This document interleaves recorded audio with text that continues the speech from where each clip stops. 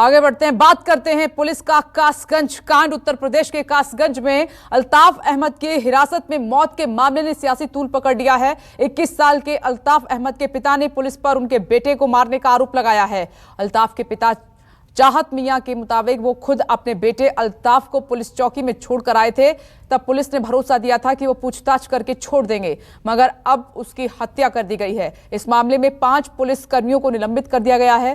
पिता पुलिस पर आरोप लगा रहे हैं तो पुलिस ने सफाई में कहा है कि अल्ताफ ने टॉयलेट में 2 फीट ऊंचे नल से फांसी लगाकर खुदकुशी कर ली। विपक्षी दलों ने इस मामले को लेकर योगी सरकार पर जमकर निशाना साधा है और लगातार साध रहे हैं। अब सवाल यह है कि मौत का जिम्मेदार कौन?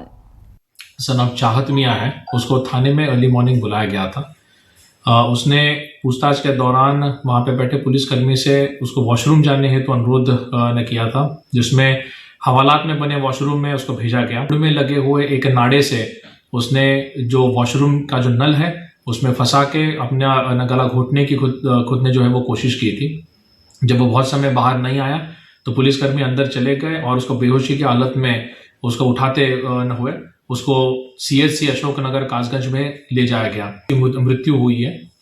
इस प्रकरण में जो पुलिसकर्मियों की लापरवाही इसमें है उनके खिलाफ एक सस्पेंशन का आदेश मेरे द्वारा किया गया है। 8 बजे अपने बच्चे को पुलिस वालों के हवाले किया है। मैंने खुद अपने घर में से कल 8 बजे। किस मामले में पुलिस वाले आए थे? पुलिस वाले में लड़की के जो कह रहे थे कि ये शक है हमें, पुलिस अपने बच्चे को हमारे दिए तो आरोप के चक्कर में, तो मैं उस बच्चे को मेरे अपने हाथों से पकड़ के दिया है। बच्चे को खुद अपने हाथों से, और बच्चे को लेने के बाद में चले आए हैं ये लोग। मैं चौकी तक आया हूँ, चौकी से मुझे फटकार के बहा दिया गया है। मालूम पड़ रही है मुझे फांसी लगा दी है मेरे बच्चे को। अब ये पुलिस वालों के हवाले किया है मैंने, तो यही मुझे तो उम्मीद है कि पुलिस वालों ने ही लगाई है। हालांकि पिता ने बाद में पुलिस की जांच को सही बताया और बेटे की आत्महत्या की बात मान ली है। ये टर्निंग पॉइंट। अल्ताफ के पिता ने आरोप वापस ले लिए हैं। ये इस वक्त की बड़ी खबर है इस मामले में, और पुलिस की जांच से खुद को संतुष्ट बता रहे हैं। ये जब गुस्से में बोल दिया था मीडिया वालों को, मुझे मालूम हुआ, मैंने डॉक्टरों से मालूमात करी तो उन्होंने बताया कि आपके बच्चे ने फांसी लगा दी है। जब मैंने उसको देखने के बावजूद भी उन्होंने मेरे साथ में पुलिस वालों ने लाए, इलाज भी कराया, वो आखिरकार नहीं बचा। उन्होंने मेरे साथ में अच्छा भी बर्ताव किया। और आप कार्रवाई से संतुष्ट हैं? जी संतुष्ट। और इस पर कांग्रेस महासचिव ने ट्वीट भी किया है इस पूरे मामले पर। वो लिखती हैं, कासगंज में अल्ताफ, आगरा में अरुण वाल्मीकि, सुल्तानपुर में राजेश कोरी की पुलिस कस्टडी में मौत जैसी घटनाओं से साफ है कि रक्षक भक्षक बन चुके हैं। प्रियंका गांधी ने इस पर ट्वीट किया है और आगे वो लिखती हैं, उत्तर प्रदेश पुलिस हिरासत में मौत के मामले में देश में सबसे ऊपर है। भाजपा राज में कानून व्यवस्था पूरी तरीके से चौपट हो गई है। यहाँ कोई भी सुरक्षित नहीं है। योगी सरकार पर कानून व्यवस्था को लेकर प्रियंका गांधी का ट्वीट के जरिए एक बार फिर से हमला। और राहुल गांधी की तरफ से ट्वीट किया गया है, क्या उत्तर प्रदेश में मानवाधिकार नाम की कोई चीज बची है? ये बड़ा सवाल उठाया है कांग्रेस सांसद राहुल गांधी ने। अखिलेश यादव ने भी इस पूरे मामले पर ट्वीट कर दिया है, कासगंज में युवक की थाने में मौत का मामला बेहद संदेहास्पद है, ये अखिलेश यादव लिखते हैं। और आगे उन्होंने लिखा कि लापरवाही के नाम पर कुछ पुलिस वालों का निलंबन सिर्फ दिखावटी कार्रवाई है। SP अध्यक्ष अखिलेश यादव की तरफ से ये ट्वीट। उन्होंने आगे लिखा कि इस मामले में इंसाफ और बीजेपी के राज में पुलिस में विश्वास की। असुद्दीन ओवैसी का भी ट्वीट आ गया है, हम अल्ताफ के लिए न्याय की मांग करते हैं, आरोपी पुलिस वाले गिरफ्तार किए जाएं। इस मामले में अल्ताफ के परिवार को मुआवजा भी दिया जाए।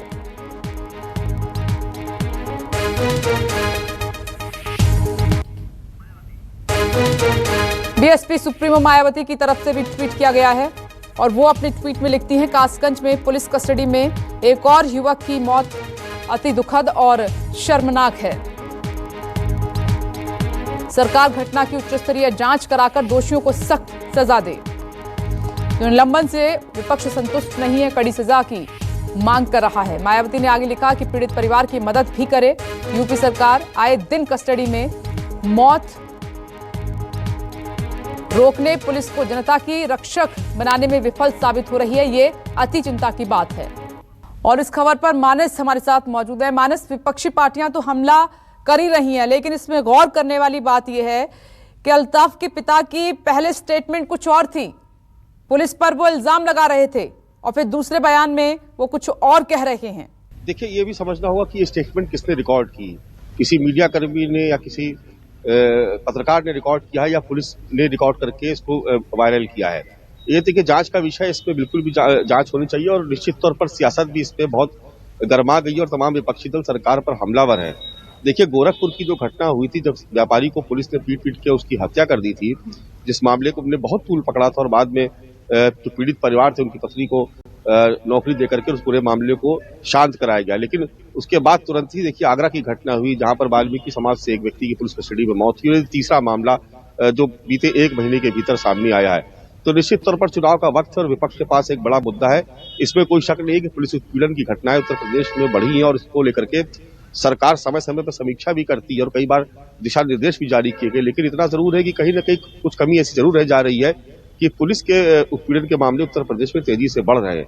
ऐसे में विपक्ष भी, चूंकि चुनाव का वक्त है, तो निश्चित तौर पर उसको मुद्दा बनाएगा, और मुद्दा बनाया भी जाना चाहिए, क्योंकि पुलिस हिरासत में मौत का मामला अपने आप में बेहद संगीन, और मानवाधिकार की तमाम जो धाराएं हैं, जो हर थाने के बाहर जिसको लगाना आवश्यक होता है, उसका कोई मतलब नहीं रह जाता है कि अगर किसी बेकसूर की थाने में मौत हो जाए, चाहे भले वो पिटाई से हो या किसी दूसरे कारणों से हो। देखिए, इस मामले में भी एक लापता एक नाबालिग लड़की थी, वो लापता थी, उसको ढूंढने के लिए, पूछताछ के लिए कुछ लोगों को उठाया गया था। इसमें जो अल्ताफ है, इसको भी पुलिस ने अपनी कस्टडी में लिया था। लेकिन वहां पर क्या हुआ, क्योंकि 8 नवंबर को बताया गया कि 8 नवंबर को पुलिस ने इसको कस्टडी में लिया था, और उसके बाद 9 तारीख को भी अपने पास उसने रखा, अपनी कस्टडी में रखा। उसके बाद ये खबर आई कि उसने आत्महत्या कर ली। तो निश्चित तौर पर अगर पुलिस वहां पर थाने के भीतर अगर कोई शख्स आत्महत्या भी कर ले रहा है, तो भी ये समझना होगा कि आखिर पुलिस ने ऐसा उसके साथ क्या किया कि वो आत्महत्या करने पर मजबूर हुआ। तो पुलिस की बहुत बड़ी लापरवाही है, और इसमें आप देखेंगे कि आने वाले समय में 1-2 दिन के भीतर ही वहां पर तमाम सियासी नेताओं का जमावड़ा लगने जा रहा है। आज कांग्रेस का डेलीगेशन पहुंच रहा है, कल समाजवादी पार्टी ने भी ऐलान किया कि वो भी अपना एक डेलीगेशन वहां पर भेजेगी और पूरे मामले की पड़ताल करेगी। तो निश्चित तौर पर सरकार इस पूरे मामले में सरकार को गंभीरता से कार्रवाई करनी चाहिए, और सिर्फ बात निलंबन की नहीं, कुछ ऐसा उदाहरण पेश करना होगा पुलिस के खिलाफ कार्रवाई करके, जिससे जो दूसरे 2 जिले हैं या दूसरे 2 थाने हैं, वहां के थानेदारों को या जो जिम्मेदार पुलिस अधिकारी है उनको सबक मिल सके। सिर्फ मामले की लीपापोती करके या बयान रिकॉर्ड करा करके उसको मीडिया में वायरल कर देने से काम नहीं चलेगा। लेकिन यहाँ पर बात भरोसे की भी है। मानस, जो उत्तर प्रदेश के मुखिया योगी आदित्यनाथ जिस पुलिस पर, कानून व्यवस्था पर भरोसे की बात करते हैं, और अगर ऐसे ही कस्टडी में मौत होती रही पुलिस की, तो फिर कौन भरोसा करेगा उत्तर प्रदेश की पुलिस पर? देखिए, बिल्कुल निश्चित तौर पर बात एकदम सही है कि बार बार सीएम की तरफ से तमाम बैठकों में वीडियो कॉन्फ्रेंसिंग भी के जरिए भी, और जो फिजिकल बैठक होती है उसमें भी कई बार ये कहा गया है कि पुलिस अपने आपको बेहतर करे, और जो पुलिसिंग है उसको चुस्त दुरुस्त बनाया जाए। जो अपराधी हैं उनके खिलाफ कार्रवाई हो रही है, इसमें कोई शक नहीं है। किसी भी घटना पर सरकार तुरंत रिएक्ट करती है, इसमें भी कोई शक नहीं है। कई अपराधी मारे भी गए, ये भी विपक्ष के लिए, विपक्ष इसको बार बार मुद्दा बनाता है कि उत्तर प्रदेश में एनकाउंटर्स की संख्या बहुत ज्यादा है। लेकिन कहीं ये भी समझने वाली बात है कि अगर पुलिस को खुली छूट है और एनकाउंटर पे एनकाउंटर करती चली जा रही है, या उसको खुली छूट दे दी गई, तो ऐसा तो नहीं कि कहीं कुछ निर्दोष लोग भी उसके शिकार बन जा रहे हैं। क्योंकि अगर कोई निर्दोष मारा जाता है तो निश्चित तौर पर उसका पूरा परिवार बर्बाद होता है। ऐसे में जो न केवल सरकार बल्कि जो प्रशासन है उसको भी थोड़ा संवेदनशील होना चाहिए।